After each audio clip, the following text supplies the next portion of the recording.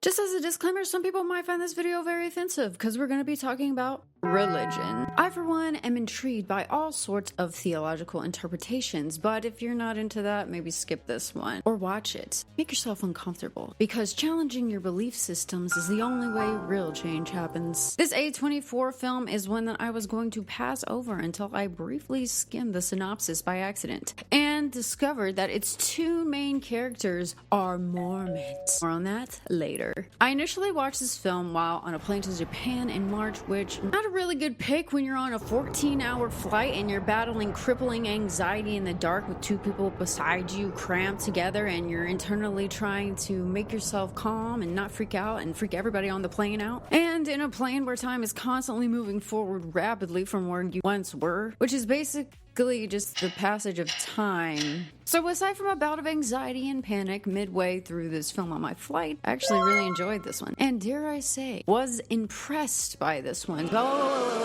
Wait, before you click off, okay? I know you don't like talking about new stuff on this channel. I know this is some modern A24. Scheiße. Come on, let's give it a chance here, alright? Especially if you like LDS. But before we dive too deep into the insanity that is theological horror, make sure you give this video a like, subscribe to the channel, and comment below what's your favorite religion. Personally, I love Jediism, but right now I'm more leaning towards Sithism. Also, what's your favorite flavor of pie? You'll get that later on in the video. So, let's give a little rundown. What the hell is a rundown? On this film before I go into detail on why I think it's a pretty good horror film. So, in case you didn't know, Heretic is a 2024 psychological horror thriller film directed by Scott Beck and Brian Woods and released by the ever-fleeting indie title-holding production company A24. It focuses on two Mormon missionaries, Sister Barnes, played by Sophie Thatcher, and Sister Paxton, played by Chloe East, who knock upon the door of local weirdo Mr. Reed, played by Hugh Grant, who's apparently interested in learning more about the Church of Latter-day Saints. When the expectation of politeness overtakes common sense, the two missionaries find themselves trapped in Mr. Reed's home, subjected to his ravings and really unethical experiments that would really be in violation of several IRB regulations and multiple human rights, in search of the true religion and theology. The last thing I wanted to do was find the one true religion. The one religion to rule them all. Unfortunately, I did. And you can probably guess how that goes. The film did really well across the board critically, audience reception, and award season recognition, with Hugh Grant specifically receiving nominations for the Golden Globes, Critics' Choice, and BAFTA. And while I didn't watch this for the positive reviews or hype, to be honest, I didn't even know that much about it. Sorry? Because I like to stay away from the buzz. I have to agree with its critical accolades. I have several reasons why, but let's start with the first one.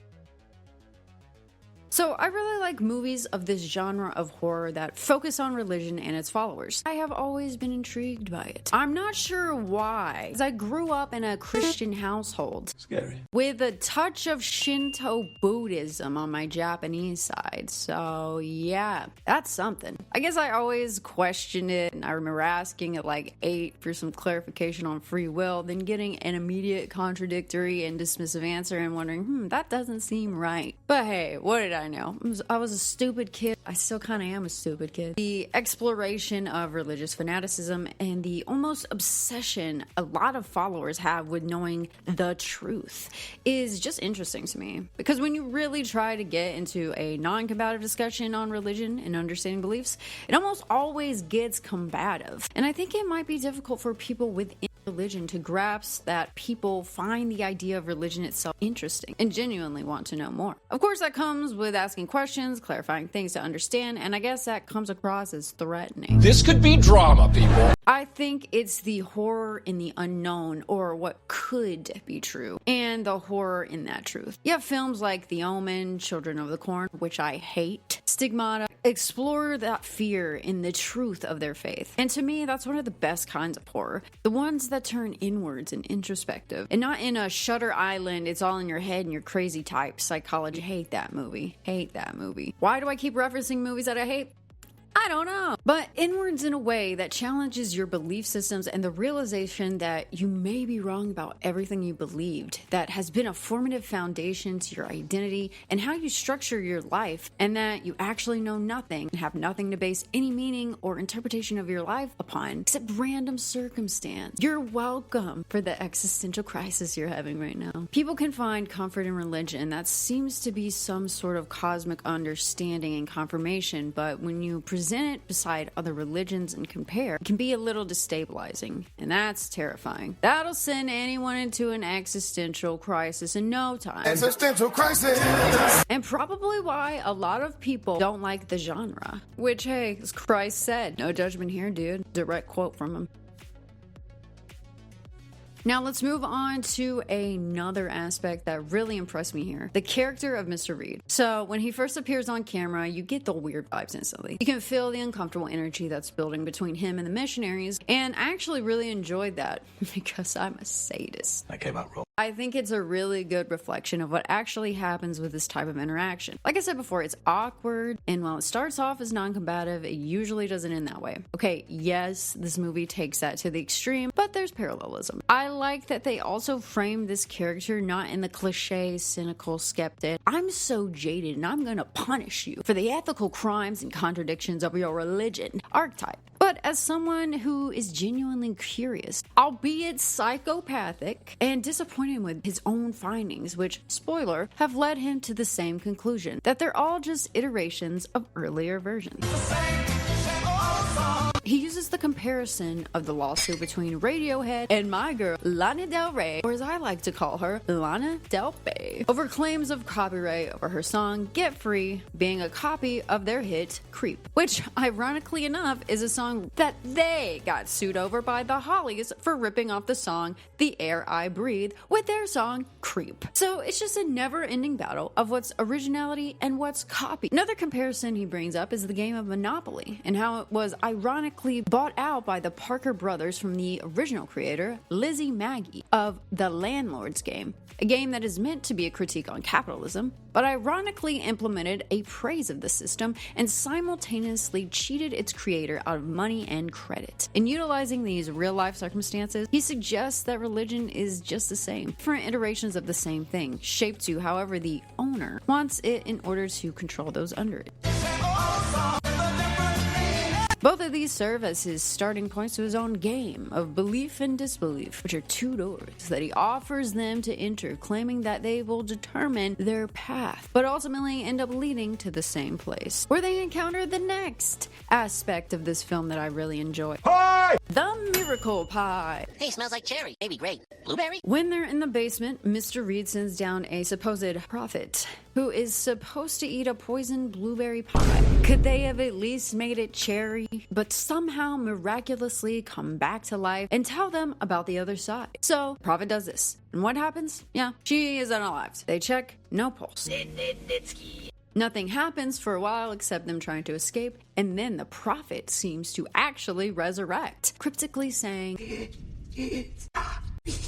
Sister Paxton then proposes that that's not the same prophet, and they did the old switcheroo while the missionaries were distracted. Well, thanks for spoiling the movie. But no, see, I like that aspect. What most horror movies would do is have this happen, but the characters are naive enough to think it's real, still try and escape, and then at the very end discover that it's not real. Revealing this now makes you question. So, what now? And gives these two characters more depth instead of painting them as the naive, innocent religious girls. This sequence and concept also reminds me of a French horror film from 2008 called Martyrs that played on this theme as well, which I really like. And I wouldn't recommend watching Martyrs if you're squeamish to torture and because it's pretty graphic. Don't watch the 2015 one, by the way. The Americans ruined it again. But it similarly and grossly brings the same theme to the front of proving or initiating a miracle for confirmation by whatever grotesque means necessary. I also like that this also blends traditional horror with this conceptual horror as well, with the depictions of the scary prophet and the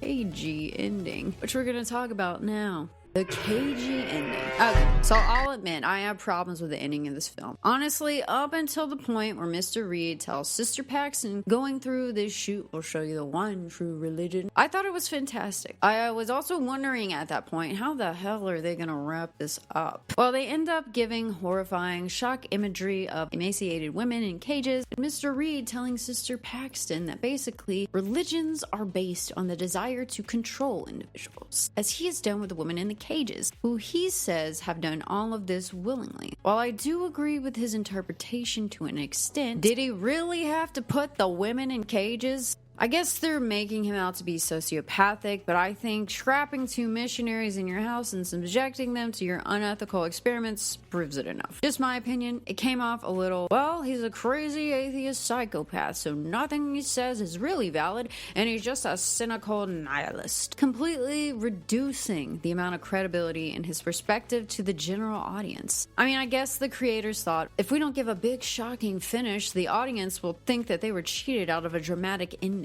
For me, it was just an obvious ending. Don't ask me how I think they should have ended it. I don't know. If you actually have an idea of how they could have ended it better, I would be very interested in hearing it in the comments below. All I'm saying is that it's been done like this so many times, and the pie gave me a false sense that this wasn't going to be that movie. Oh, you mean this pie? But it gave that at the end. Damn, you blueberry pie. I knew I couldn't trust you. It's cherries all the way. So lastly, we're going to talk about one of my favorite things, aesthetic. I do really like the aesthetics of A24 films. I have to give them that. Even if they're not my favorite plot or concept-wise, they always hit with the aesthetics. In this film, the lighting, costuming, and style is on point. I appreciated that it transitioned from a lighter, sunny color disposition that hints at innocence, naivete, and willful ignorance to a very dark, muted color scheme that mimics the cynical disappointment and horrific exposure to fear, the unknown, and grim reality. It really does reflect the film's theme well. The costuming is also cool in that it reminds me of a Ty West House of the Devil style, where it's like an early mid-80s theme. Obviously, this film is set in current times, but the clothing and color scheming point to the styles of the past. I love the look of Mr. Reed's house as well, like an isolated cave lost to time, because it looks like it hasn't been renovated since the 1980s. But really, it does hint at also being related to the theme of religion and control. It's in a secluded area, kind of like the idea and practice of religion. It can be isolated. The state of the house seems to have remained the same from when it might have been bought, not reflecting a modern look inside and out. Some religion seeks to keep familiarity and sameness against change. So you have control to not change the asbestos wallpaper or pull up that wall-to-wall carpeting. Scary. I'm also really crazy about the game room. It's giving vintage horror, The Shining, Kubrick, depth perception extravaganza. The way it's balanced yet geometric makes your mind perplexed and angled. The floors are even matched in that uneven dynamic state as well. And the doors. Their frames are also angled and dynamic and are color coordinated to their belief and disbelief connotations. And the toy house. A house within a house. It's more of a skilled model of the floor layout of his house, but wow, it's also dynamic and shaped odd. Nothing quite fits together, but it still forms a house. Maybe that reminds you of something else? So yeah, Heretic surprised me and impressed me. What I thought would be a typical slow burn A24 horror ended up being a deeply cerebral, unsettling film about faith, control, and the human need for certainty. It's not just about a creepy guy doing creepy things, though it definitely delivers on that front too. It's about how terrifying it is to not know what's real, to be forced to confront the instability of your own belief systems, and to sit in that discomfort without easy answers. Mr. Reed isn't just some sociopathic caricature up until that point, but he serves as the embodiment of that never-ending existential crisis causing question, what if I'm wrong? His twisted intellectualism and obsession with authenticity are more disturbing than any unseen entity. And in that way, Heretic joins the ranks of horror that don't just rely on jump scares or gore to get under your skin. It burrows into your worldview and pokes around asking, what if everything you believe is just a convenient lie? lie. Sorry, I know I'm really hitting y'all with the existentialism right now. The film takes religious horror into a new direction. Less about demons and exorcisms and more about doctrine, doubt, and the existential dread of spiritual ambiguity. The aesthetics, stunning. Tension, cut it like a pie with a knife. And the themes, uncomfortably resonant. Whether you're devout, skeptical, or somewhere in between, Heretic doesn't offer an easy out answer. So, if you like your horror with a side of philosophical existential dread pie, this one's for you. Feel free to leave your thoughts about Heretic in the comments below, whether you've actually seen the movie or you've only just seen what I've controlled and allowed you to see, or just have really strong feelings about blueberry pie.